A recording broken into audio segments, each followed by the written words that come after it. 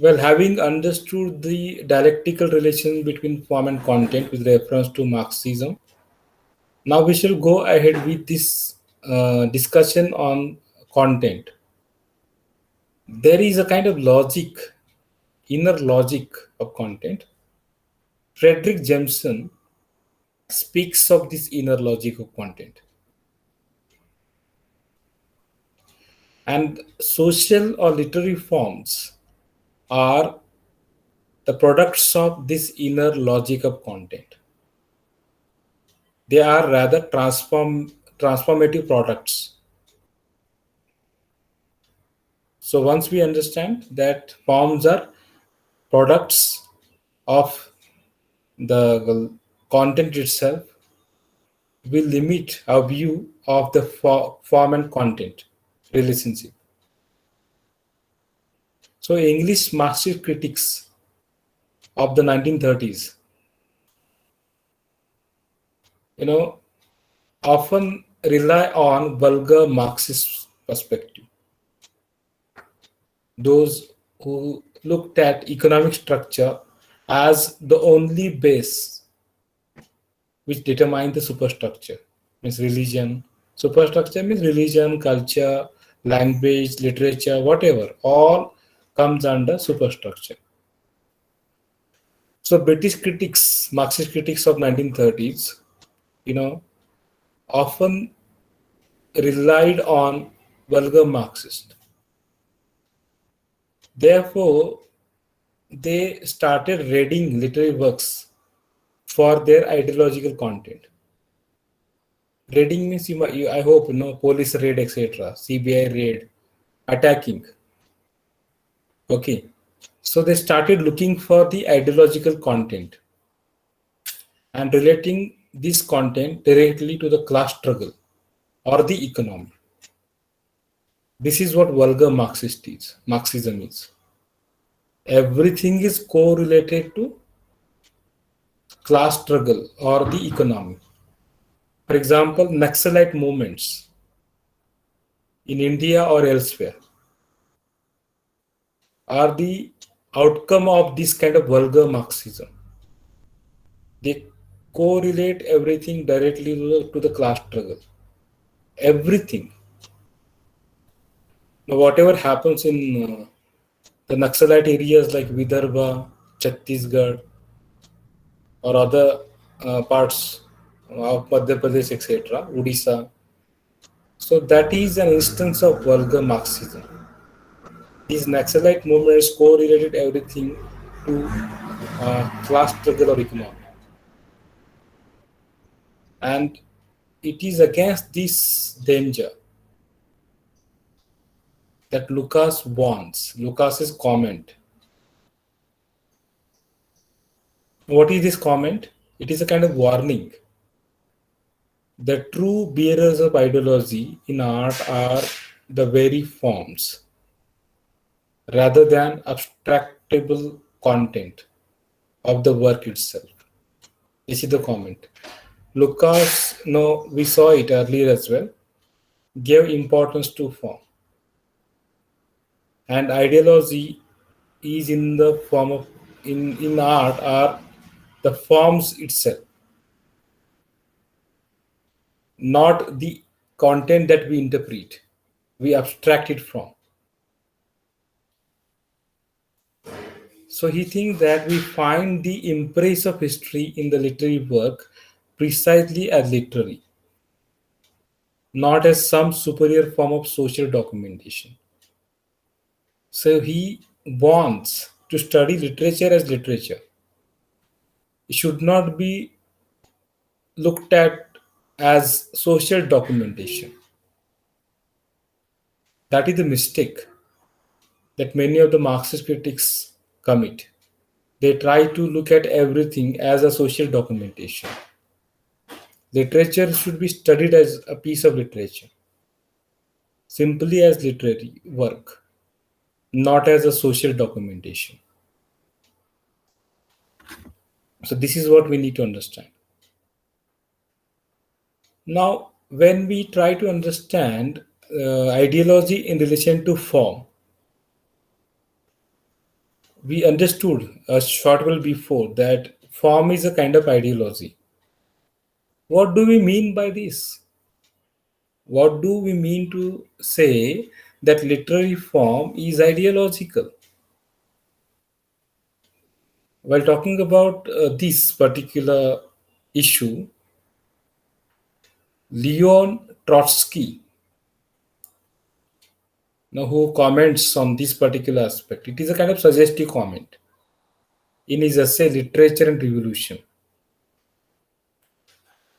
He states that, or he maintains that, I quote, the relationship between form and content is determined by the fact that the new form is discovered, proclaimed, and evolved under the pressure of an inner need, of a collective psychological demand, which, like everything else, has its social roots.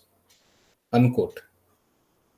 So we need to understand this. What we say what we mean when we say that literary form is ideological. Trotsky was of the opinion that the relationship between form and content is determined by the fact that the new form is discovered. Okay, new form is discovered when we understand this relationship, or it can be proclaimed, or it can gradually develop. Evolve means to change very slowly, and this happens under the pressure of an inner need. We understood the inner logic of content, so it is something which comes from inside. Here he just refers to Carl Jung's collective psychological consciousness.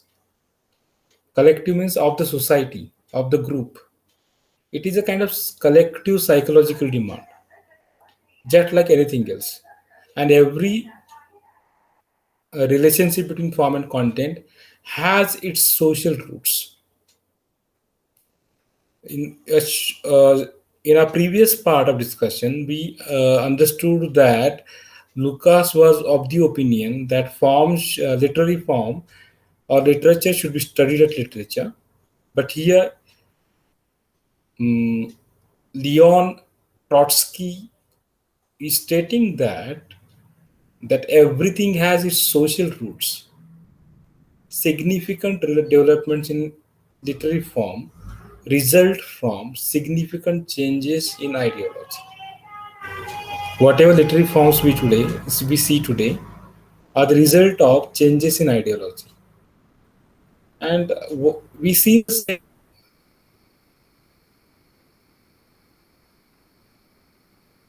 Therefore,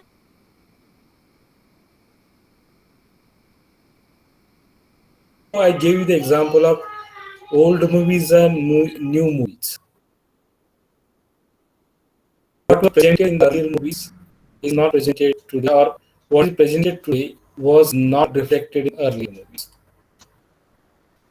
So they embody new ways of perceiving social reality. The subject matters are different, and new relations between artist and audience can be seen in literary forms. The literary forms embody, give shape to new ways of understanding social reality, new ways of perceiving means seeing social reality, and new relations between artist and audience, and that can be seen. Means this kind of thinking, this kind of perception is evident, can be seen if we look at well-charted example like the rise of the novel in 18th century England. You have been studying literature in paper to the second, British literature from 1798 onwards. You must have studied the rise of novel in England during the Industrial Revolution period. Because of the rise of middle class, the reading public, it was a social factor that determined the novel form as the popular form. So the novel, as Ian Watt argued, reveals in its very form a changed set of ideological interests. So this is very familiar example. If you have studied literature, history of literature, you must have come across this information that the rise of novel in England, and novel is the contribution of England to the literature. The rise of novel took place during the Industrial Revolution in the Victorian period. Because of the Industrial Revolution, there was exposure to education, and there was the rise of middle class. And this middle class started demanding for literature, and the novel form fulfilled this demand. So this is what we understand in the context of ideology. Okay. So whatever content, no matter what content a particular novel of the time may have, if you talk about Charles, Dickens, Daniel Defoe, and other novelists of the period, Henry Fielding, etc. All these novels share certain formal structures with other such works. Means, for example, a shifting of interest from the romantic and supernatural to individual psychology and routine experience. For example, Henry Fielding, James Joyce, they started dealing with these things. They shifted from romantic and supernatural element to individual psychology and routine experience. Means they started talking about a concept of life like substantial character, not fictitious character. Realism, social realism was highlighted. If you read uh, Daniel Defoe or Henry Fielding, Charles Dickens, the novelist, they came up with social realism, a concern with the material fortunes of an individual protagonist who moves through an unpredictably evolving linear narrative and so on. That can be seen in the novel. So this is what we understand by the relationship between form and ideology. We shall continue our discussion in the next lecture because it requires more focus.